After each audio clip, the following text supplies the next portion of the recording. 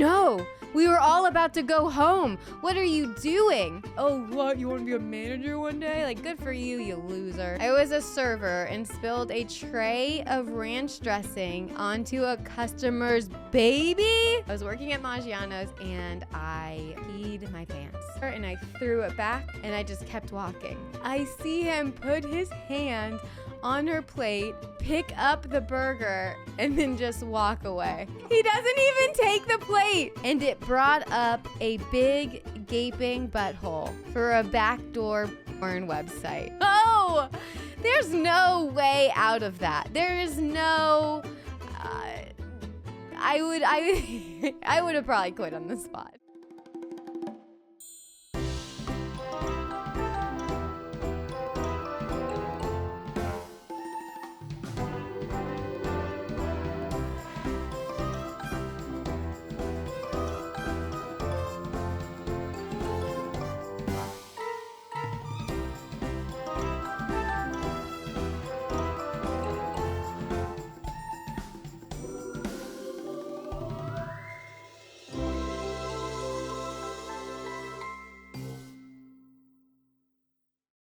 This week's episode, we're doing embarrassing work stories. If you've ever tried to act like an adult in a professional setting and completely failed, then you are in the right place.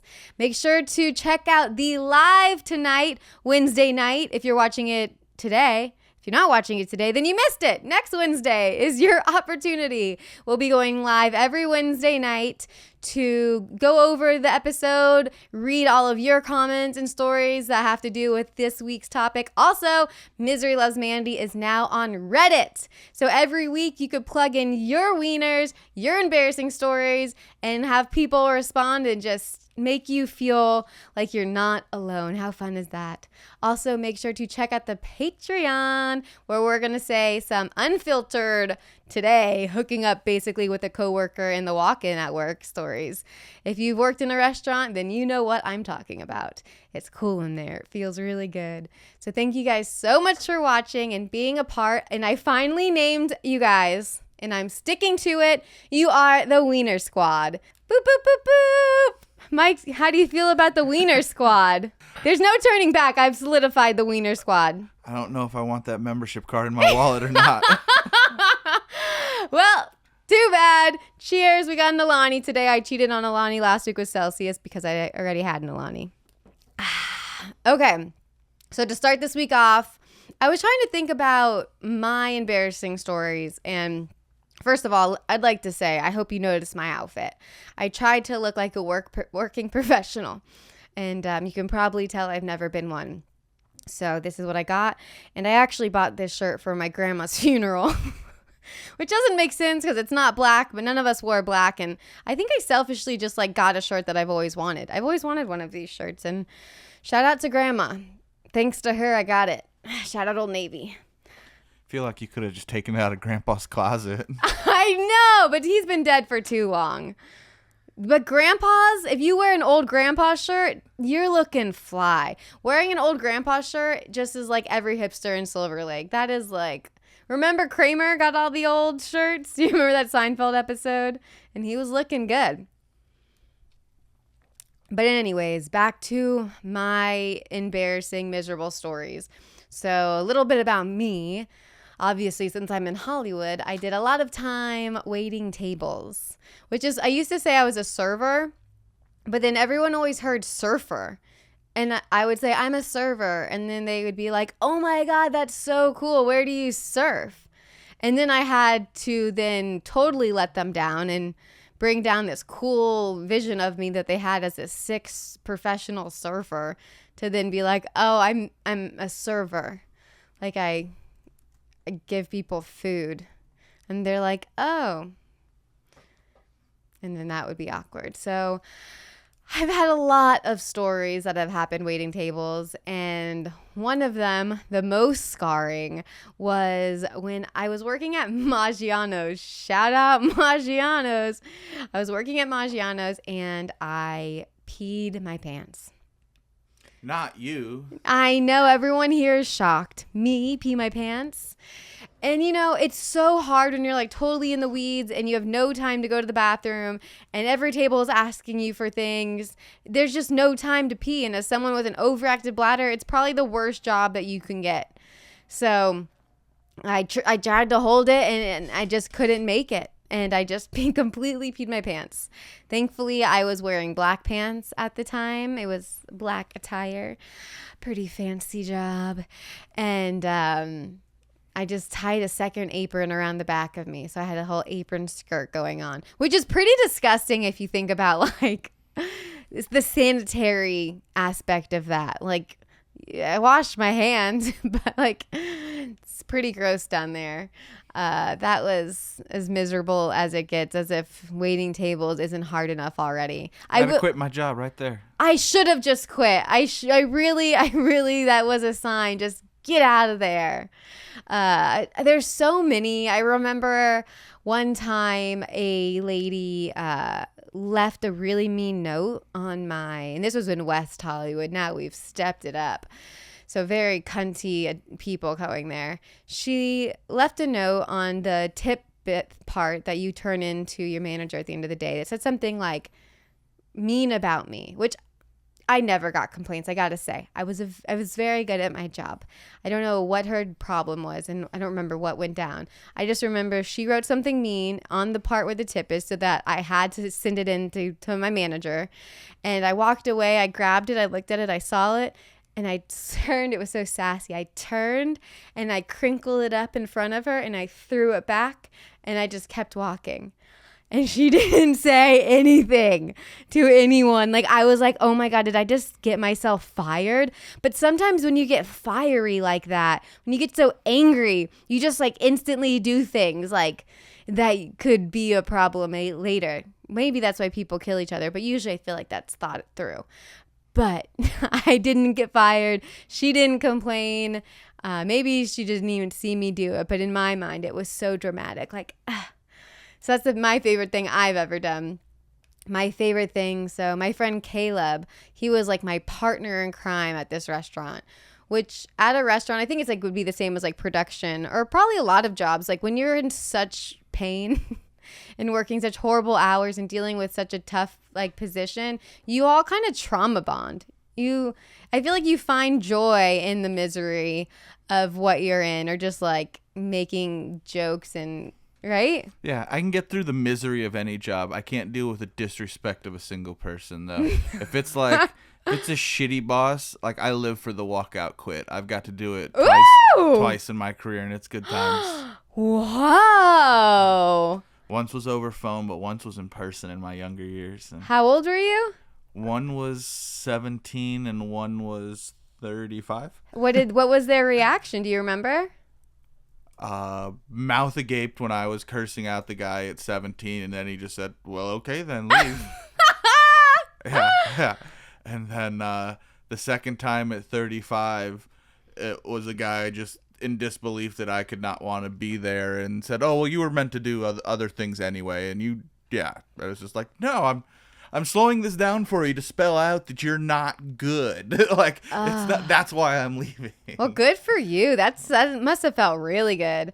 I don't think I always stayed at jobs for pretty long, even though they were restaurants. I kind of like stayed for a while and then just, I guess, would just leave when I had to just for money purposes. But I've never gotten to do a cool one like that. But this is the one story that was like the mouth agape story. So Kayla, partner in crime, my server favorite bestie, who's still one of my best friends to this day. He's who I always see movies with. I had a table that was awful. And I was like, I don't even want to bring out their food. I can't deal with them. And so he brought out the food for me. And this restaurant was like all glass, like inside outside area, so I can see him deliver the food. And I see him put the plate down. I see the lady complaining. And then I see him put his hand on her plate, pick up the burger, and then just walk away.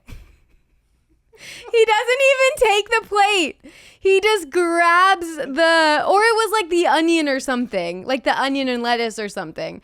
Like I'm trying to remember if it was the whole burger, but let's just say, because I can't remember specifically, I think it was like, she said I didn't want onion, and he just took it off of the plate like that and then just walked away. And I watched it all go down, and I was like so happy and horrified at the same time. I was like, you are my hero. Also, I really hope you don't get in trouble. So of course the lady complains to the manager, and I just remember being like, that's not true. I watched him deliver it. This lady is crazy. She's been crazy the entire time. He would gaslit the shit out of this lady. That did not happen. I was like, literally, like, lies. Like, check the camera. Caleb would never do such a thing. This lady is batshit crazy. And he didn't get in trouble. But that's the moments that get you through it, you know? And she was a bitch. She was awful. It was awful. It was such a tough job. I'm so grateful that I'm not waiting tables anymore. I did it for a long time. And you definitely learn a lot, and you're humbled, and you will always be nice to servers when you go out to eat. You'll stack your plates. I'm sure I have so many other horrible waiting. It's fun when you get to stick out your chest for one of your coworkers. That's my favorite, when you get to defend somebody. I think it's so interesting how, like, I don't know if you're this way or when someone doesn't interpret the repercussions of like what they think that they can do and what they think will happen. It's like, you think my boss is going to give a fuck about you being in here right now about this? That's one thing. Yeah. Managers always have to stand up for, I mean, most cases, the employees. Yeah, they have to understand. Yeah. Defend us. There's like, but then we can do the whole, the customer's always right to their face. But then after, we can be like, we all know that they're wrong. They were wrong, right? So those are my stories. We have so many good ones you guys sent in. We don't have to hear more of mine. I know there's been a million, but those are the ones I remember. Has anyone else peed their pants at work? I do remember in college, I worked so many double shifts at Chili's. I was a chili head. Fuck me. And that was tough. All right, now we're going to get into our Misery Loves Company stories. Thank you guys so much for sending them in. Don't forget to comment yours below for the live. All right, so this is from Grace, so I'm going to say her name. I'm sorry, Grace. We all love Grace. This is one of my favorite work stories ever. I think I might have said it on the Patreon before, but okay. So we were working to redo our website and sharing websites that we liked the user's experience with the CEO and marketing team. I was sharing my screen on a Zoom call saying I really loved this site because they made selling bidets cute. I typed in tushy.com and I thought it brought up, it brought up a big gaping butthole for a backdoor porn website. I had to quickly close it out and let my CEO know that I was trying to show him the bidet website, not pornography. Turns out their website is called hellotushy.com instead of tushy.com. For a fact, tushy.com is still the porn site. FYI for anyone who's going to give it a quick Goog. Well, now look up hellotushy.com. I still get red face thinking about it. Never been so embarrassed in my life. I mean, sharing your screen with coworkers and a boss and accidentally bringing them up porn? Oh, there's no way out of that. There is no... I would have probably quit on the spot. Thank God it was remote so that once you turned off the computer, you didn't have to see them again today. Someone who works in the podcast industry and employs lots of kids in their 20s to run the screens and produce things. I will tell you, it's not uncommon for someone to accidentally pull up a screen and have the remnants of pornography in their history somewhere. That doesn't surprise me. But this, she wasn't even looking at porn. She thought the website's name was Tushy instead of Hello Tushy. Also, Tushy is the cutest word for butt. We need to bring back Tushy. Look at that. That girl's got the cutest tush. I guess you say tush. Somehow we went from tush to wops. Wops. Wop. Alani burps. All right. So next story. And I'm going to stop saying names, although someone gave me a nickname I'll use for one of the stories. All right. So I was the manager of a dollar store, and we were newly opened, entirely new crew. I, first of all, love the dollar store. I'm a guy, and it never occurred to me that there's a box on the wall for feminine. Ooh. Ooh, feminine. Feminine.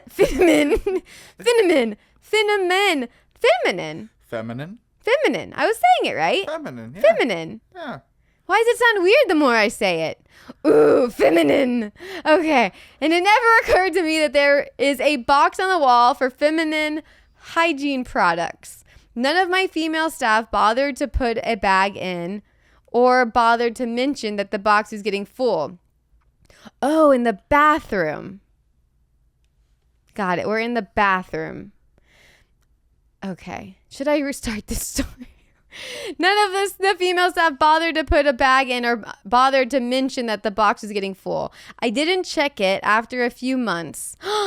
Of one of them complained that the box was full or over full, and that was news to me. So I had to get equipment together and go in and empty it out. Months and months were disposed. Feminine hygiene products. The smell was awful. I wore gloves. I used a garbage grabber. And it's an experience that I hope to never have again in my life. First of all here, how has no one else in this dollar store been cleaning the bathrooms? Like, that shouldn't be on you to do the bathrooms. Something. Yeah, no one's cleaning the bathroom? That's disgusting. I have used the bathroom in a dollar store before, and they aren't the best. But I do always like that they have soap because they just grab it from, like, the dollar store. That's disgusting. I was a lifeguard as my first job in high school, and you had different duties to do, and the worst one was having to clean the tampons, like the bag. Like that was like pretty much the new kids had to do tampon duty, because that's just nasty. That's why I'm team flush. I say it all the time. We should be flushing our tampons. The fact that we don't is insane. I guess people wear pads, which I also don't understand, but to each their own. It's maybe a religion thing. I don't know. If you're religious, just put your tampon up your butthole. It doesn't count then. All right. That's disgusting, though, and a memorable, disgusting work story. All right. Next one. Hi, Mandy. If you use my embarrassing story, can you refer to me as Goat in the story? No problem, Goat. I was in a rush to get to the bathroom, already on my level, and quickly wipe off the seat in the stall. Then, as I'm taking a shit, I hear someone come in the bathroom, and the next thing I know, the stall door opens up, and I'm now staring at my coworker as he looks like he saw a ghost while my face feels beet red. I quickly said, "Shit, I forgot to lock the door," as he is like, "What the hell?" Every once in a while, I'll remind him of that time he saw me shitting, just to embrace him and make him feel awkward, even though it was my fault. Since I've heard he is shy when it comes to pissing at urinals. Sincerely, Goat. Why is it so awkward and uncomfortable when you walk into somebody using the bathroom? Like, the shock of no one knows how to react. Everyone just goes pure panic mode. It's as if we just saw like the worst thing in the world. Right? It's just, I think that's a top awkward moment. And then like you try to leave before they walk out. But if it's someone you worked with, it's someone you know, then you can't avoid it. Like, you gotta just have to address it. That's a classic. See, and for guys, like, girls are always sitting, so it's like, oh, they're just using the bathroom. But if you catch a guy and he's sitting, you're like, you're taking a shit. Yeah. Why that's funnier? I don't know. It is funnier, though. Oh, well, that's a good one. Thank you, Goat. Also, where did you get the nickname Goat? Okay. I once sent a meme making fun of my boss to a group chat. That included my boss. I meant to send it to Sarah Marketing and accidentally sent it to Sarah HR. It was a meme of Mr. Burns with the caption, "When your boss logs on just to ruin morale." She responded with "noted." I mean, you're lucky you didn't get fired, but you can't get fired for that. Here's the thing. That boss was narcissistic enough to think that was to her and not about her. She was thinking, ooh, this person had the balls enough to be cheeky and send me this? Interesting. I don't think that, though. Oh, I do. You think so? Yeah. She didn't think that meant to be to somebody else and was sent to her on accident. Noted is just her being surprised. I bet that, wow, I can't believe. I've fired some text by accident, and the amount of people who think that, like, wow, I can't believe that dude said that to me. And I was like, no, it was about you, not you. Oh, man. Yeah, that is uncomfortable. I guess it would be, I don't know what's better, for them to think it was to them, or I think it would be better for them to think it was to them versus it being a mistake. Yeah, it's like their brain and ego don't want to think that was about them to somebody else. Yeah. That's not where your mind just naturally wants to jump. I think my mind super insecure. Then it's I think mine would instantly fuck. jump to like, I don't think that was supposed to be to me. I've received texts where I'm like, I don't think that was supposed to be to me. But if there's the 50-50 that it could have been, you think like, I guess that's it. Just all right. Yeah. Noted, though, is a good response in the sense of like, it could be noted that now I've heard what you've said, which was supposed to be behind my back, or noted that's how you feel about me. Either way, I feel like that was a clever response by the boss. Kind of like, I don't know, posh? Like, I don't even know it feels like a badass response, just the one word. I don't know. That could be a whole nother episode of missent text messages. Yes, we should do that next. I've got a couple. Really? Okay, Yeah. Save them. We'll do that in the next solo episode. I love that idea. There's that whole commercial where the guy sends an email and accidentally CCs the whole company, so he runs around trying to destroy everyone's computers. Yeah. Oh, what an awful thing to do. All right. I was a server. Yay, shout out surfer life. I was a server and spilled a tray of ranch dressing onto a customer's baby. Not the table, the baby. I was so shocked, I wiped the baby's face with my own apron, then apologized to the baby before apologizing to the mom. Oh, no. I guess that would be what you do. You go to clean up the baby. The baby has ranch on it. Those are the moments where, like, instead of making things better, you dig the hole even more and make it worse before it's better. First of all, people, chill with the ranch. Chill with the goddamn ranch. If you've ever waited tables, you have nightmares about forgetting ranch. I've woken up at 3 a.m. and been like, oh my God, I forgot to bring table 60's ranch. And is that okay to do to these poor kids that are just trying to make rent? No. Do you need the ranch? No. Chili's did have really good ranch, though. They got some good ranch. Well, that seems like a night to remember. I'm sure you popped beer open after that shift. That was another fun thing, waiting tables. Everyone would just sit at the bar and just get drunk after. I feel bad for servers in a way. It takes a certain age server that's insecure. I think once you're past a certain age, anyone you look at that's getting overly upset about a meal, it's just so easy to look at them and be like, oh, you're not upset about a meal. You have a terrible life or something going on elsewhere. Like, you internalize it all, like when you're in college. Like, I messed up this person's meal. Oh my gosh. But at the end of the day, it's like, fuck your meal. You have to eat every single day. If one meal not being, perfect steak is going to fuck everything up for you. It's very true. Yeah. That's why I had to get out. I was becoming dead inside. The wrench. Oh, no. Oh, okay. Next one. My Bluetooth headphones didn't disconnect after a meeting, so my coworkers heard me talk to my dog like a baby for 10 minutes. And I mean full baby talk. Who's my big stinky boy? You are.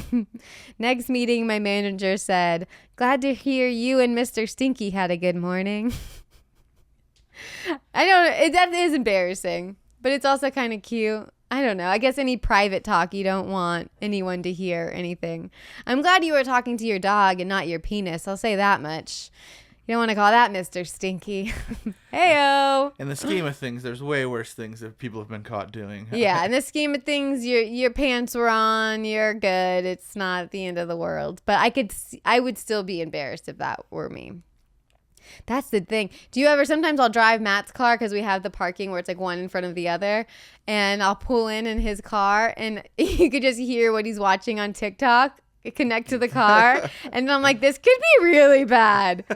Dan Soder also has a really funny joke about watching porn on his phone and not realizing that the Bluetooth speaker he got for his wife was playing in the shower, and he kept turning it up and turning it down because she was turning it down and he kept turning it up.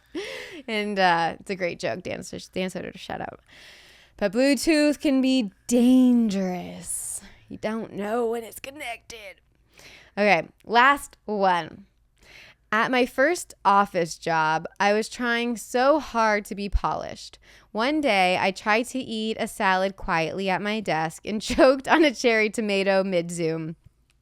I hit mute and kept trying to act cool while literally fighting for my life. I finally had to punch myself in the chest like a cartoon character. I survived, but my dignity did not. That's also not that bad, but I could see how it's embarrassing, especially if it was a new job. At least it was over Zoom. I choke on my spit all of the time. And we talked about that the other day because it was a wiener. And you said you never do that. And I was like, someone sees me. I'll just be like choking on air. Like I'm like, what am I doing? I think 20 years of cotton mouth has kept me out of that club.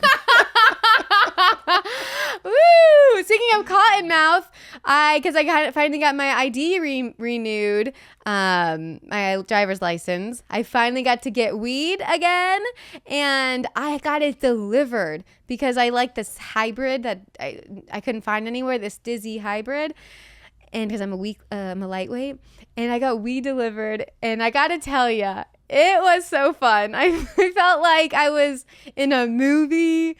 Like, have you ever had weed delivered? Yeah, but I don't like paying the premium. I'm cheap. No, it was so cheap. There was free delivery. Oh, wow. And, oh, shit, I forgot he gave me 2 joints I brought for you, or because I didn't want them and I forgot them. God damn it. Anyways, that's a funny job. If a weed delivery driver. The funniest part was, so I go outside to pick it up. He says, I'm here. And there's a guy that's on foot with a hat backwards and long hair and a big shirt. And I go, that's got to be him, right? Like, he looked like a stoner stereotype. But I was like, trying to make eye contact with him. And he just kept walking. And I was like, I texted him, I'm out front, to see if he looks at his phone and turns around. And it wasn't him. I just stereotyped my weed delivery person. It was just a sweet guy in his car still. And I'm just like, hey, guy. But I bet that guy knows where to get the good shit. That guy doesn't have Stizzy hybrid vape pens. I'll tell you that much. But I was excited to get that. That's another episode. I really want to get a weed sponsor and do a Misery Loves Weed stories. Oh my God. Getting too high stories. We all have the edible in high school story. Don't even get me started. We'll see if we can talk to Jaleel and get his noodles in here. Oh, for that yeah. one. That'd be great.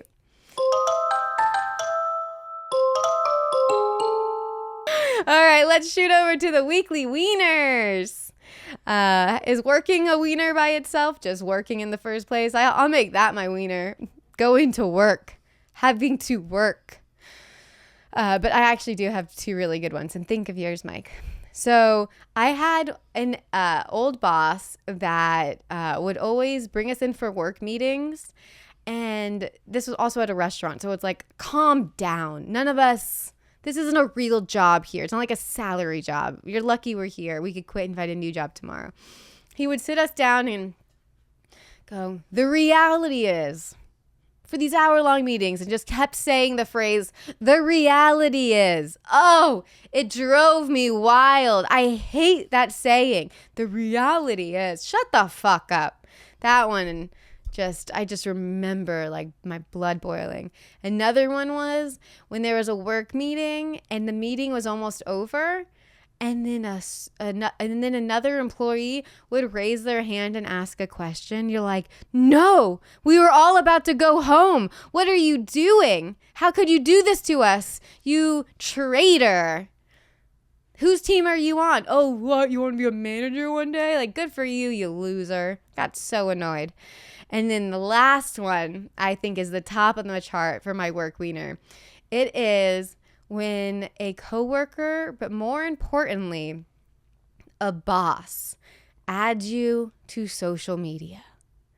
Don't do that, because it reminds me of like modern day when you're skipping work and your picture is on the projector. What is it called? A football game or baseball game? The TV? Missing children or something?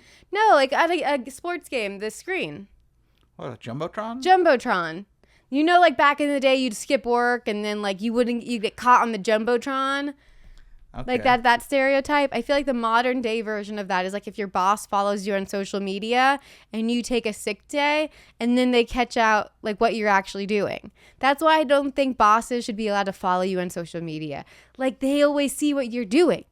Like I've muted coworkers and bosses because I'm like, I don't want them to know my social life.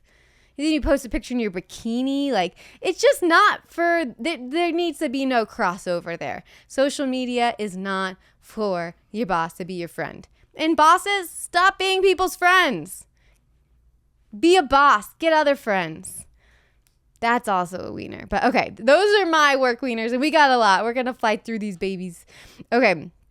This one I put on the top because I think this is the best one that got sent in. Coworkers who microwave fish. Oh, don't do it. Don't bring fish into the workplace. How selfish are you? That's disgusting. No. Unless you smell and you're trying to cover up the smell with that smell. But that is a lingering smell that's going to just stink up the office all day. Micromanaging. I mean, classic work wiener. Micromanager, just get away. The people who think just because they hire a team means I'm in charge of the team and I'm the best suited for this. It's like, no, there's 3 people you hired that are going to look like, why is she leading? Or why is he leading? Or what's going on right now? He doesn't know what he's talking about. Yeah, you just happen to be there first. You're not the best. When you get called into a meeting that could have been an email, that makes sense. I'm in the corporate world.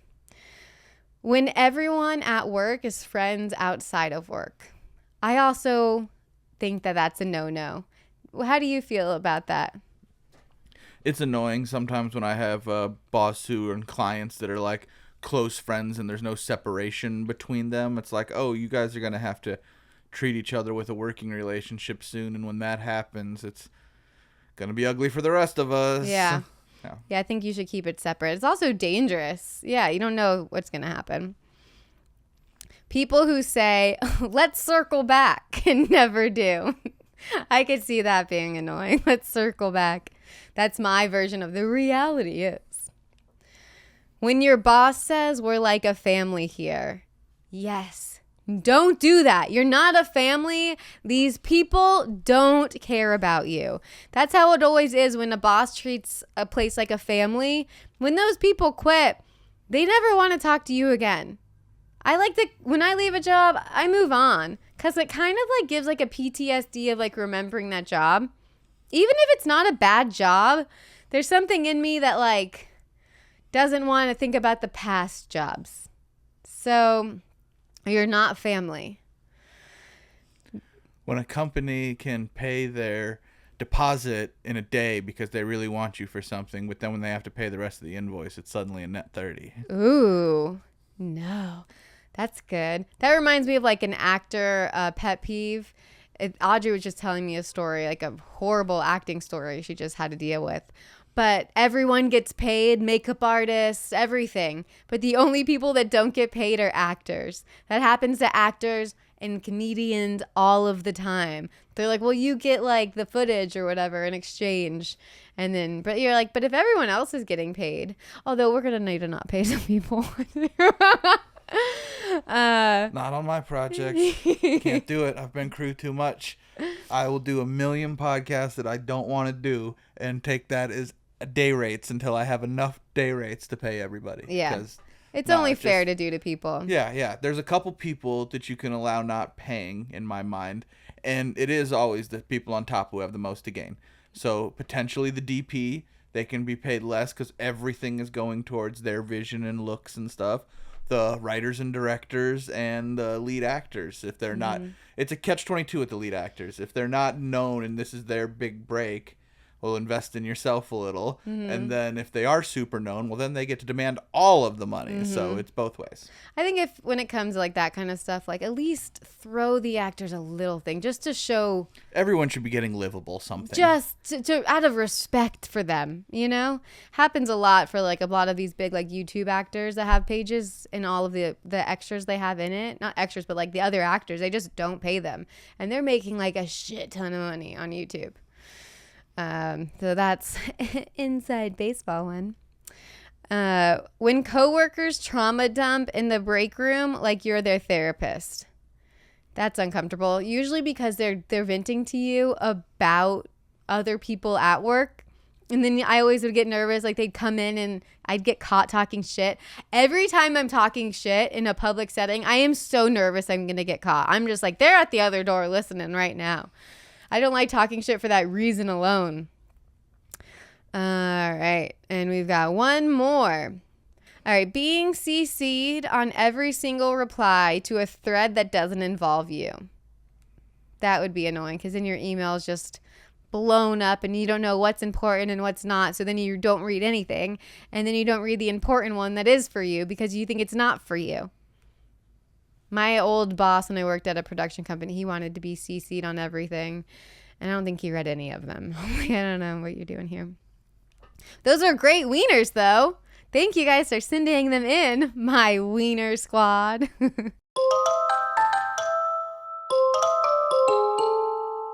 right, we're going to end with some good news, bad news. The good news is NASA is testing a quiet supersonic jet that could fly from New York to London in under 2 hours. So if you guys want to commute in London, you can commute easily. But I don't even know what a supersonic jet is. Well, they're trying to get the bullet train done in time for the Olympics from LA to Las Vegas. So. And how quick would that be? Couple hours to get from Vegas to LA. Isn't that what it is in the car? It's like 5.